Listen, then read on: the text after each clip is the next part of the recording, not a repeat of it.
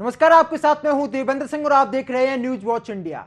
आज हम इस कार्यक्रम में एक ऐसे मेहमान से बात करेंगे जिन्होंने ये बताया कि हिंदुस्तान में हर कोई एक है, चाहे वो हिंदू हो या फिर मुस्लिम हो या फिर किसी और धर्म का। दरअसल बीते दिनों गणेश पूजा को लेकर हंगामा हुआ था। एक मुस्लिम महिला ने भगवान गणेश की पूजा अर्चना की थी, लेकिन ये बात कुछ लोगों को हजम नहीं हुई और उन्होंने रूबी खान को धमकी देना शुरू कर दिया।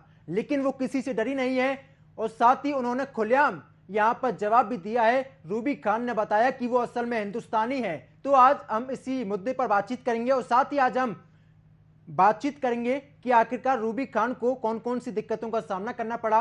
हमारे साथ मौजूद हैं निडर, दमदार, साहसी रूबी खान। रूबी खान जी, स्वागत है आपका न्यूज वॉच इंडिया पर। मैम, आपसे पहला सवाल मेरा यही रहने वाला है, आपको किस तरीके से आपने इसे जो पूरा मंजर था, अगर हम बात करते हैं लोगों ने आपको धमकियां दी थी, आपने गणेश पूजा की थी, तो आपने किस तरीके से इस चुनौती को एक्सेप्ट किया और साथ ही ऐसे लोगों को मुंहतोड़ जवाब दिया? हाँ, ये धमकी पहली बार नहीं मिली मुझे। जी और इसी तरह के फतवे पहली बार नहीं मिले। पहले मैंने आज से 2 साल पहले भगवान श्री राम जी की जी पूजा अर्चना की थी। तो उस पर इन लोगों ने फतवे जारी किए, मेरे ऊपर मेरे बड़े बड़े पोस्टर लगवाए, जी इस्लाम से खारिज करने के, जिंदा जला के मारने के, कि ये हिंदू बन चुकी है, ये मुसलमान नहीं है। जी अब मेरी बेटी के पेट में भी गोली लगी, तो आज भी मेरी पिट्ठी सही नहीं है। फिर जी उसके बाद जब सुरक्षा रही मेरी, तब तक ये लोग खामोश रहे। सुरक्षा हटने के बाद फिर इन लोगों ने मेरे ऊपर फायरिंग की, तो दीवार में पार पर लगी गोली, मैं बच गई। मेरा घर भी फूक दिया। इसी तरह से इन लोगों ने मेरे साथ बार बार घटना घटते रहे और मैं इसी तरह इनकी सहती रही, लेकिन मैं डरी नहीं, बिल्कुल भी नहीं जी पीछे हटी। जी मैम। मैं बराबर पूजा करती चली आई हूँ, पूजा करती रहूंगी जी और नमाज भी पढ़ती हूँ। जी पूजा का टाइम होता है पूजा करती हूँ, नमाज का टाइम होता है नमाज पढ़ती हूँ। जी क्योंकि मैं अल्लाह और भगवान दोनों को एक मानती हूँ, जी मुझे अलग अलग नहीं नजर आता। मैं यही चाहती हूँ सब लोग इसी तरह एक बनकर रहें, कोई भी भेदभाव ना रहे किसी के मन में। जी लेकिन कुछ कट्टरपंथी ऐसे लोग हैं जो उन्हें ये सब रास नहीं आता, देश में एकता नहीं चाहते, शांति नहीं चाहते, अशांति चाहते हैं। जी वो इस तरह की बातें करते हैं, जो देश शांत है उसमें अशांति फैले।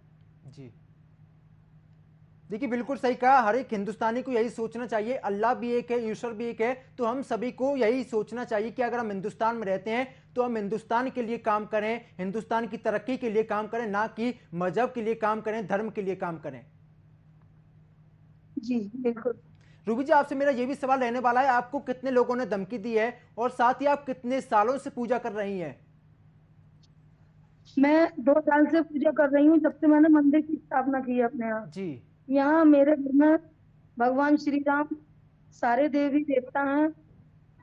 और 31 तारीख को मैंने भगवान गणेश की मूर्ति स्थापित की थी 7 दिनों के लिए, जी जो मैं आज विसर्जन कर कर आ गई। जी रूबी जी, आपके ऊपर यह भी आरोप लगते हैं कि आप बीजेपी से संबंध रखती हैं, इसलिए आप पूजा करती हैं। नहीं नहीं, बीजेपी से कोई मतलब नहीं है इस चीज का। जी बीजेपी में मैं 4 साल से आई और पूजा में करती हूँ। जी मतलब बचपने से जो मेरे घर वाले इस माहौल में थे, हिंदू मुसलमान में कोई भेदभाव नहीं समझते थे। इसी तरह मेरे अंदर परवरिश में भी यही रहा। त्योहार मनाते रहे सारे, हिंदू मुसलमान वाले, ईद दीपावली हम लोग मिलजुल कर मनाते थे। वही सीख मैंने सीखी अपने परिवार से। जी देखिए रूबी जी, और अब भी कुछ ऐसे लोग हैं जो मजहब के ठेकेदार बनते हैं और मुस्लिम लोगों को भड़काने का काम करते हैं, तो आप ऐसे लोगों से क्या अपील करना चाहेंगे? वो देशद्रोही है, सच्चे मुसलमान नहीं है। जी सच्चे मुसलमान होते तो इस तरह की बातें नहीं करते। सच्चे मुसलमान जो होते हैं वो कभी नहीं इस तरह की बातें करेंगे। जी तो रूबी जी, मथुरा का जो मंदिर है उसको लेकर आपका क्या स्टैंड है? क्या आपको लगता है कि वहां पर मंदिर होना चाहिए या मस्जिद होना चाहिए या फिर दोनों ही होना चाहिए? अगर वो भगवान श्री कृष्ण जी की जगह है जी तो उनकी जगह उनको वापस मिलनी चाहिए, जी क्योंकि दूसरे की जगह पर नमाज नहीं हो सकती। जी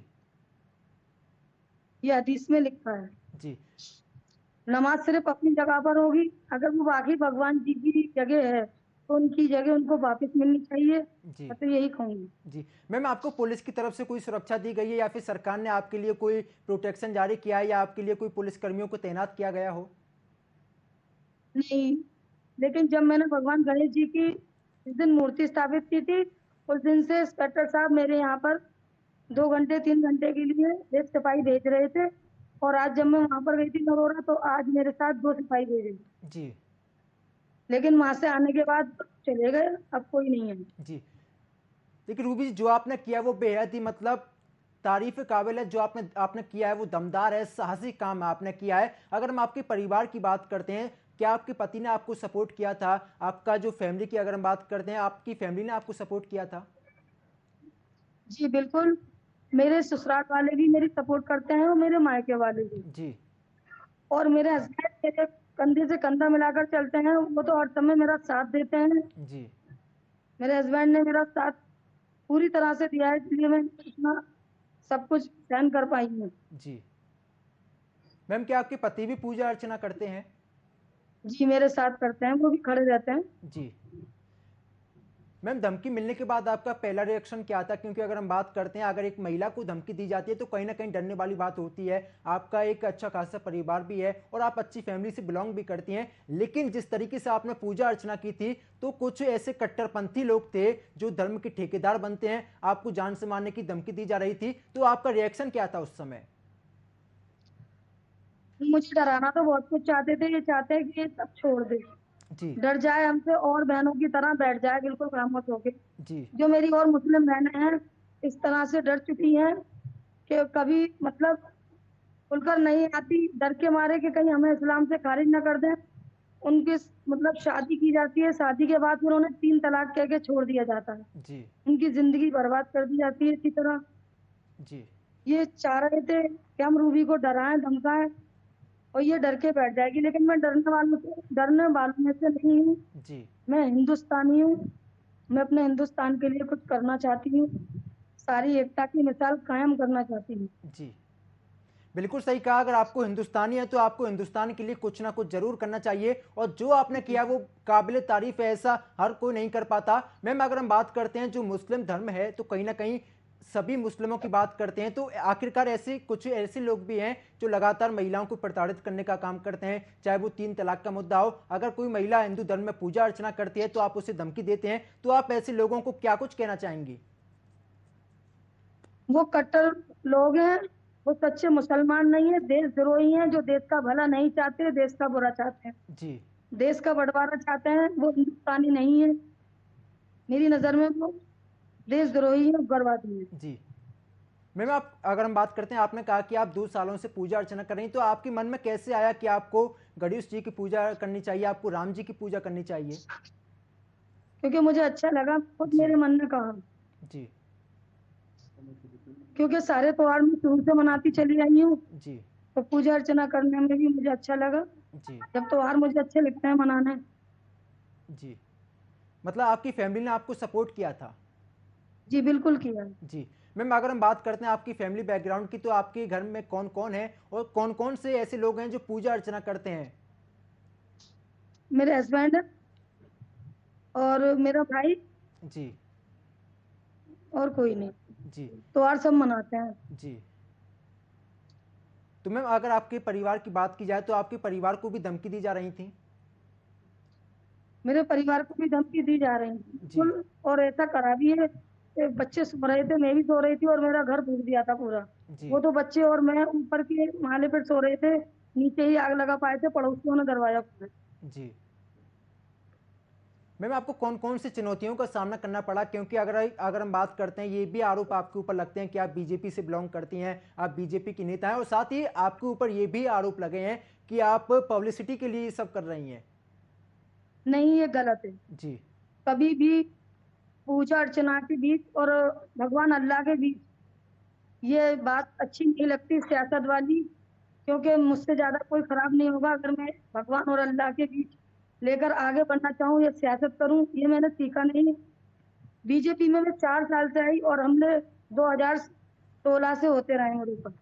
जी मैम, आप जो आपकी मुस्लिम बहन है, आप उनको क्या कुछ कहना चाहेंगी हमारे मंच के माध्यम से, क्योंकि जो आपने किया है वो मतलब सबसे बड़ा काम आपने किया। आपने बताया है कि किस तरीके से अगर आप हिंदुस्तान में रहते हैं तो आप हिंदू धर्म को भी मानिए, मुस्लिम धर्म को भी मानिए, और साथ ही आपने जो मैसेज देने का काम किया है कि अल्लाह भी एक है, राम भी एक है, भगवान भी एक है।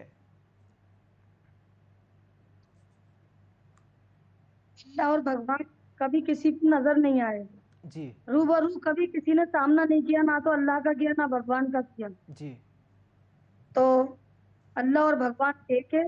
मैं सभी को यही कहूंगी कि भेदभाव मिटाओ, दुनिया से नफरत मिट जाएगी। जी अगर इसी तरह सब चलता रहा, जो मैंने शुरुआत की है, मेरी सारी बहनें इसी तरह शुरुआत करें, कोई भेदभाव नहीं रहेगा। जी मैम, आखिरकार अगर हम बात करते हैं, आखिरकार फतवे कौन है ये लोग जो मतलब हिंदू ये धर्म को अलग करते हैं, मुस्लिम धर्म को अलग करने का काम करते हैं?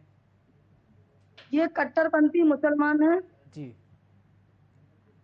जो इस तरह की बात रखते हैं, जहती टाइप की सोच रखते हैं। जी वो सच्चे मुसलमान नहीं। जी मैम, मदरसे को मुसलमान हैं लेकर आपकी क्या और कुछ भी हैं, प्रतिक्रिया रहने वाली है? इतनी बड़ी दुनिया में मुसलमान अच्छे हैं, जी जी जो सोच अच्छी रखते हैं, वो सब समझते हैं सही क्या है गलत क्या है। जी मैम, मदरसे को लेकर जैसे आपकी क्या कुछ 80% प्रतिक्रिया है? अच्छे हैं तो 20% खराब है। जी मैं मदरसे को लेकर आपकी क्या प्रतिक्रिया है, क्योंकि अगर हम बात करते हैं, योगी सरकार ने एक फरमान जारी किया है, उन्होंने कहा कि मदरसे की जांच पड़ताल की जाएगी। तो इसको लेकर भी लगातार कुछ ऐसे मौलाना हैं जो लगातार सरकार को टारगेट करने का काम कर रहे हैं और कह रहे हैं कि वहां पर अच्छी पढ़ाई होती है, लेकिन सरकार का ये दावा है कि हम बस जांच पड़ताल कर रहे हैं।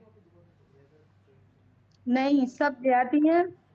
और माननीय योगी जी ने जो भी किया है, फैसला लिया है, वो बहुत अच्छा लिया है और जी पहले से लेना चाहिए था। जी क्योंकि मदरसे की आड़ में कुछ लोग सही काम नहीं कर रहे, गलत कर रहे हैं।